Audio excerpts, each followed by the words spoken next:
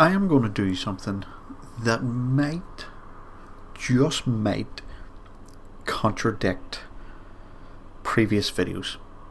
Okay, so if you watch my last video, which was more of a story time type video, it wasn't something that you needed to watch, it wasn't me going in depth into anything. To be honest, it was just me talking shit for 20 minutes, so if you watched it, thank you. If you made it the whole way through, you're a better person than I am. But with that being said, I'm going to kind of contradict that video, because in that video I was at the start of the video I was doing ice mining, and it's something that I haven't done in a while, and I've only recently went back to it and stuff like that. Okay, and in that video I was talking about how I got into ice mining whenever I got the LN56V, which then translated into ice mining pretty much everywhere I went. But I'm here to tell you why, if you're going to be a miner, why you should not do ice mining, you should do gas mining instead, or as it's called, gas huffing instead, which completely contradicts my last video and previous videos that I have done. I have made billions per month on ice, right? And for me to come in and say, don't do ice, do gas instead, it seems a wee bit silly. Okay, but with that being said, we're going to go over it, okay, because there's pros and there's cons to both, of which we will cover both in this video. Okay, so that you can make an informed decision that if you do want to get into mining and you want to make good amount of ISK, hopefully this can help you out in some way, shape or form. So we'll start with ice, because ice is kind of like the main one, and it's the main basis for this video, because I'm going to contradict myself quite a bit. Okay, so ice has, to be honest, ice has quite a few problems with it. Okay, ice is very slow to mine. Okay, it is slow to mine, it's slow to get through. You can spend hours upon hours in an ice belt. You know, the most I've spent in one ice belt, whenever it was quite quiet, was about 6 hours. And in that 6 hours, that's whenever you're only making maybe 150 million ISK in about 6 hours. It's whenever you bring it down to that ratio, because when everyone is talking about, you know, ISK per hour, you're always looking for the 100 million ISK per hour ratio. So for me saying you can make about 150 million in 6 hours, people are going to be like, no thanks. So it is quite slow to mine. Okay, to do it efficiently though, you need to have at least 2 accounts, and if you want to be super efficient with it, you need an Orca and an Exhumer, which the train time for both of those, insane. Right, insane. A fresh account to get into an Orca, just to be able to fly the ship, is about 40 days. If you want to get into an Orca, fly the ship and boost relatively well, you're looking closer to, I think it's in and around 70 to 90 days. And to get the Exhumer as well, you want to be, you know, well trained up, because I think the Exhumer is like 30 days or something like that to train into. So effectively, if you're wanting to do ice mining properly with an Orca that's boosting and a miner, an Exhumer that's mining, realistically, for both accounts combined, you're looking at maybe around 90 to 100 days, if I'm being completely honest, which immediately for a lot of people is a turn off, because they're like, that's just too long. Okay, because that's 90 to 100 days where you're not training into anything else other than mining ice, right? And it's not exactly the greatest. If you don't want to do it that way, that what you would hope for is then you want to get into a fleet. Okay, so if you don't want to go the Orca route, you want to get into a fleet, whether that's with people in your corp, or someone who's already out in the ice fields, and just hope and pray that they have a compressor so that you don't have to do as many trips back and forward. That would be ideal. I think the main thing is that it can be expensive, very expensive. So an Exhumer these days, to do ice mining, the Exhumer by itself, I think I use the Hulk, which is about 350 million. Then if you want and you're doing the Orca as well, my Orca cost 2.4 billion. So just shy of 3 billion, and say 100 days before you can effectively and efficiently do ice mining. So already we're talking quite a bit of ISK, and we're already talking quite a long time. So that's 100 days real time of training to be able to get into an ice and do it effectively. Now, of course, you can do it in like the likes of a retriever, like a mining barge, and just fleet up with someone else. Okay, so it won't take as long, but at that stage you're not doing it as efficiently as possible.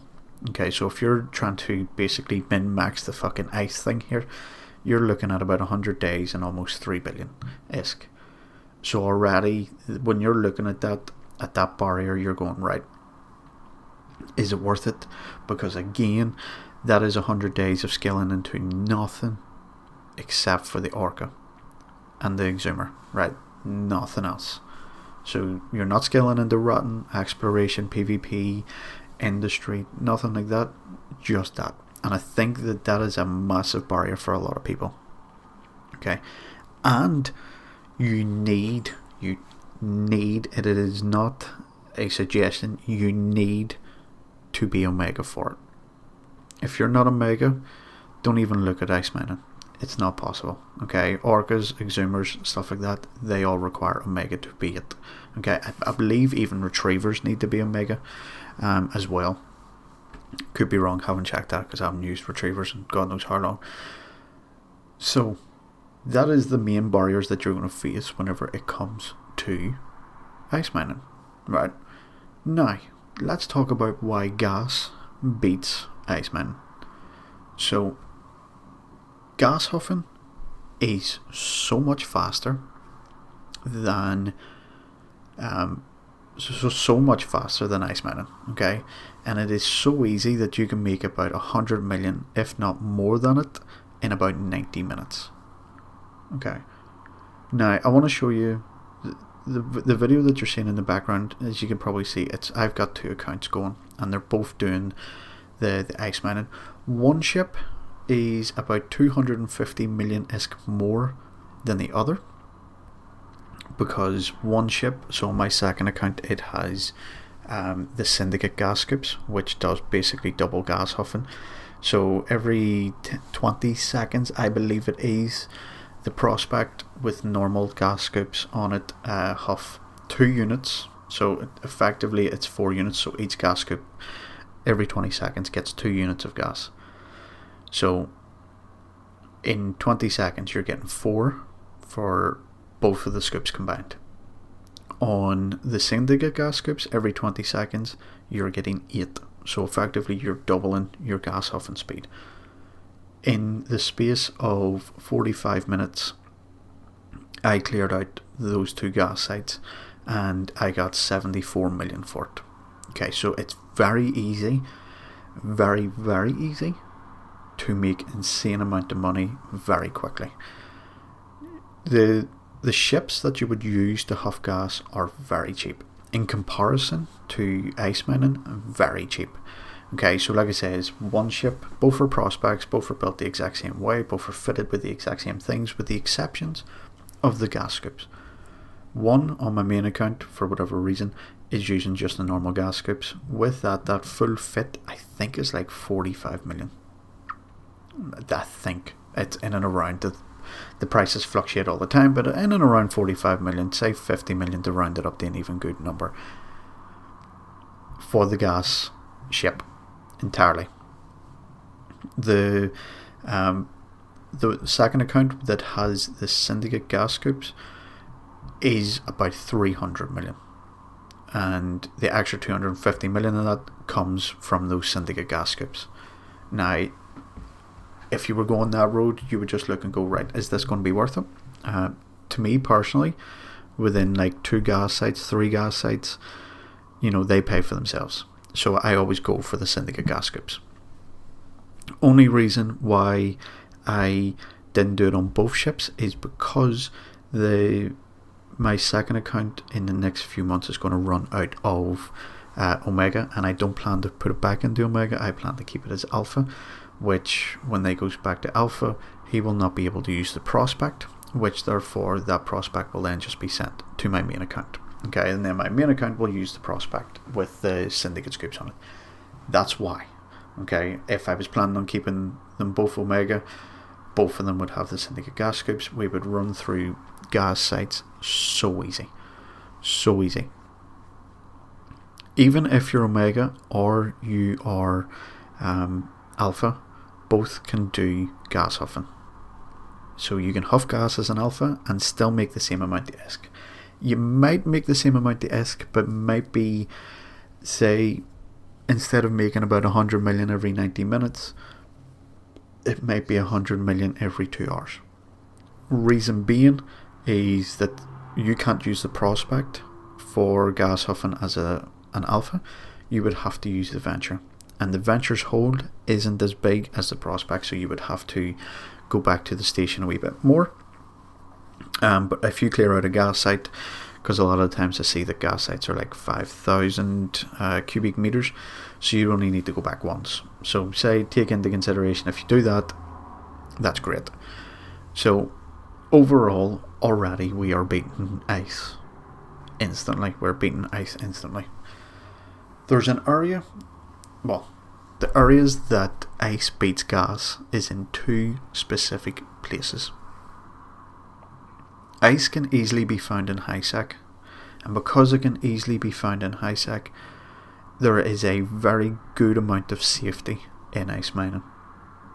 The amount of times that I just walk away and go AFK for a few minutes, the only reason why it's only for a few minutes at a time is because when I'm being boosted, when my orc is boosted my second account, my cycles for ice mining is every 30 seconds.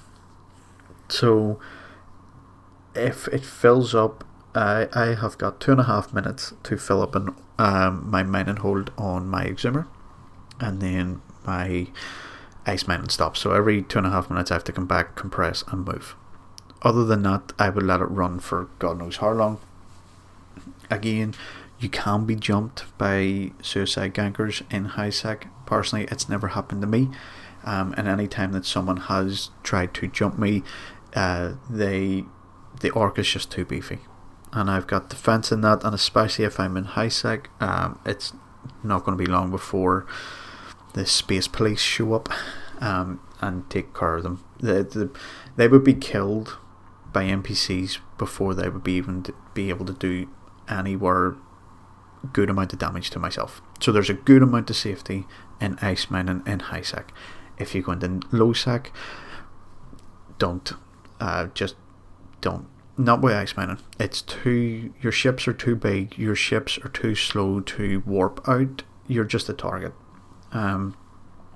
If you're in null sec with a corporation and as part of an alliance and you have your own area in space, by all means just be on the lookout. But generally speaking, high sec ice mining, while it's not as valuable as low sec and null sec ice, there's a good amount of safety in it, which I believe is a good trade-off. There's no need for scanning down ice. Okay, gas needs to be scanned down, but ice you can just find it in the agency tab. So if you go to open the agency tab, you go to resources, and there will be a one for ice. If you click into it, it will show you where all the ice belts are. Even right down in the null, no ice needs to be scanned down, which saves you a bit of time. You know exactly where you're going, whereas gas does need to be scanned down. Now that's just the basics of it. So there's different types of ice that we're not going to get into. There's different types of gas, there's different types of all of that stuff. The main thing to take away is if you're doing ice in high sec, it's a lot more readily available, so therefore it's not going to be as lucrative and as expensive as the ice that you would get in null sec. So take that into consideration. Gas, I've noticed that gas in wormholes aren't as valuable as they are in low sec and null sec. So if you have a choice, go for gas in low sec or null sec and then do wormholes after. That would be my suggestion. Now if you've never went to if you've never been in low sec or wormholes or null sec, and I'm telling you to go do gas huffing in it, you might be a wee bit going, no thanks, I don't want to do that, which it's not surprising. What I would suggest is that there is certain fits out there. The ones that I use is for what I call ninja gas mining, because it's more designed for being in wormholes. Insanely fast align and warp off time, so therefore even if someone was to jump in on you, you would see them coming in, and as you see them coming in, you should already be aligned to your exit or your save point. You would get out before they'd even be able to get a target on you, so that's fine. Wouldn't worry too much about that. Gas ships are very nimble, even the Ventures, very nimble. Prospects, insanely nimble. It would be very hard for someone to get a lock on you. Okay, obviously I have a video of how to lose 250 million ISK in 10 minutes where I get caught in a bubble, but that doesn't happen that often. Overall, I think if you have a choice, I think you should go for gas first. Alphas can do it. It doesn't take that much stuff to skill into to get it. The wait time on skilling into being able to huff gas is a couple of days, not 90 to 100. If you wanted to do a venture fit for it, I believe the venture fit is maybe like 15-20 million. Could be a bit extra, but about 15-20 million in a couple of days, you could be up and making 100 million every 90 minutes or so.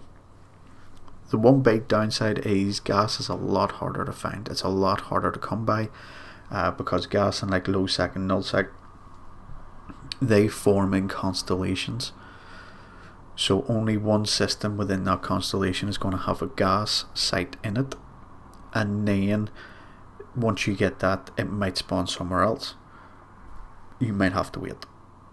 There is websites that will show you what constellation has what types of gas, and then you can just go there. The thing is, that's why I like to combine them both. Okay, so if I find a gas site, I'll clear out the gas site first. It's my main priority, and then I'll go do ice, or I'll go do something else. But if you have a choice, I would highly suggest going for gas first. Do the gas, and then while you're doing the gas and making your ISK, then you can start scaling in the ice. That's my point of view, which I know completely contradicts everything that I've said up until this point, because primarily I was always an ice miner. Gas is the way forward. Gas always sells, which is great. But yeah, something to think about. If you do have any questions, I'll obviously be more than happy to help. Just drop them down in the comments, and I'll get back to you as soon as I possibly can. But that's going to do it for me. So until next time, thanks for watching.